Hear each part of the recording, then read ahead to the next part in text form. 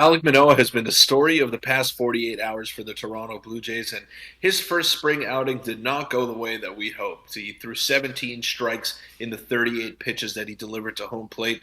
The velocity was there. There were some silver linings to take out of his outing, but he had a lot of things to say, so we'll break that down and much more on this episode of Jays Digest.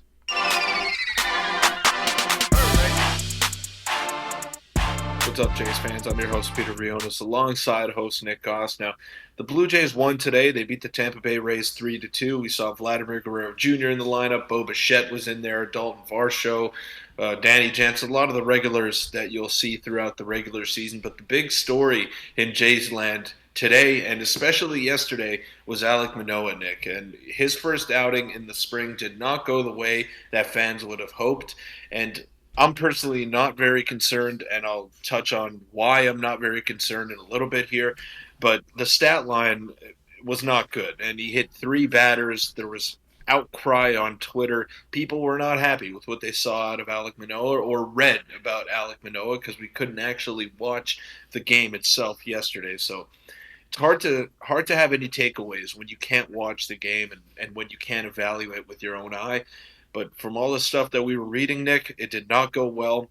There were some silver linings, though. His velocity was good. It looked like he was sort of getting back to his old self in terms of stuff, but the control was just lacking totally, and it was nowhere to be found. Yeah, similar to last year, the control is one of his biggest problems going forward. But quick reminder before we get into it to hit the subscribe button. We're on the road to 12,000, and your support has been great. Now, Peter, let's just get right into the first topic. And you mentioned it there. Is it time to panic is the question that was going around Twitter. We don't personally think so. I think I agree with you here. It was just a spring training game, but I think the reason a lot of Jays fans are a bit more worried than usual is because it's kind of the same pattern as last season regarding the command. And you look at it, this was yesterday, 1 2/3, 3 hits, 4 runs, 1 walk, 3 hit by pitches. Didn't make it out of the second inning, obviously. And this is not exactly the best start you'd want for Alek Manoah because he's battling for a spot as much as some of the other guys like Bowden Francis. And obviously, they asked John Steiner today about it on the broadcast, if you listen in. They gave Alek Manoah the edge, obviously, because of his body of work in the previous seasons, not last season specifically.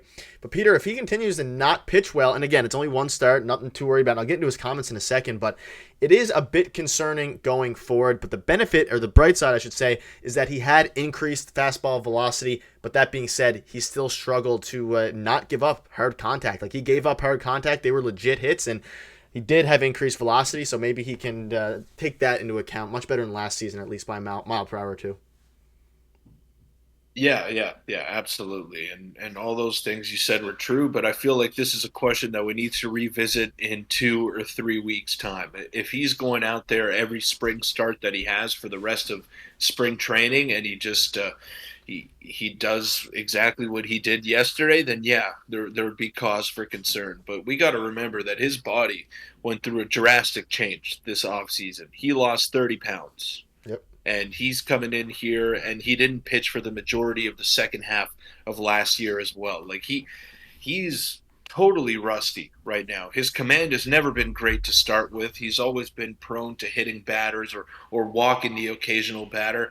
But yeah, last year it was much worse, and it was at an all-time low for him. I think he had a base on balls per nine of around 6, and that's just terrible. That's not going to get it done at the big league level. That's not going to get it done at any level of baseball. So he struggled. He'll be the first one to tell you that. And he took it upon himself to make the necessary changes to come in better shape and be ready for the season. Because his first spring outing last year, we saw him at around 88, 89. Like, he was not ready to pitch.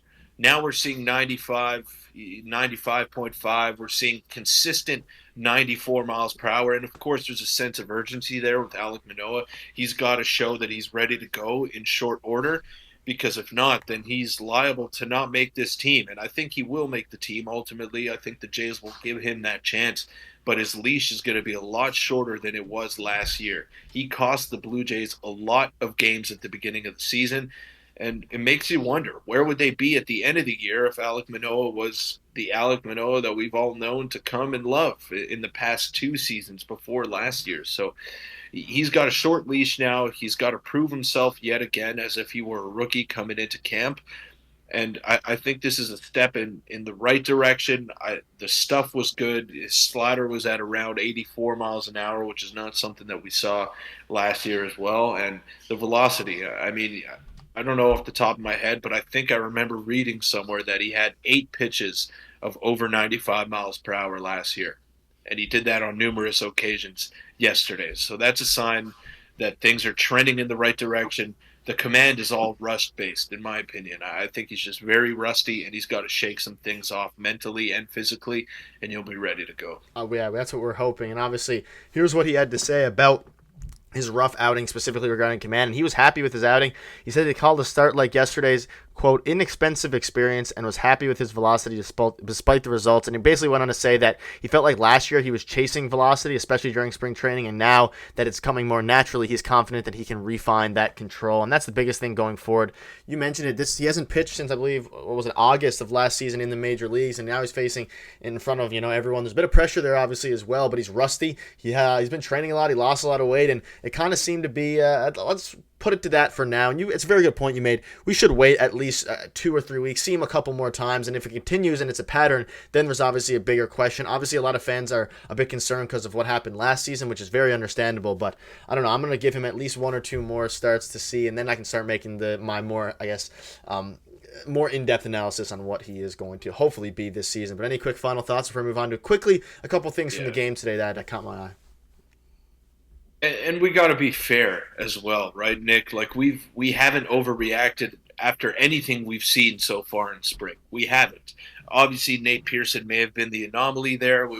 Like it's just an extension of last year, but the body of work for Nate Pearson is not there, and he was kind of a wild card to make this team out of spring training. So him getting lit up against a minor league lineup, that was tough to see. Alek Manoah did not face a minor league lineup. It was most of the Tigers regulars. Now the Tigers are not a good team. They're not expected to compete this year, but we got to give him a bit more time. And we haven't really overreacted this spring. We tend not to do that ever, really. And you can't read too much into these results. You can't. And we saw it last year with when he went to rookie ball and he gave up 10 earned runs. The story was that he was throwing the same pitch. And he was just trying to find that one pitch, and professional hitters are going to adjust to that.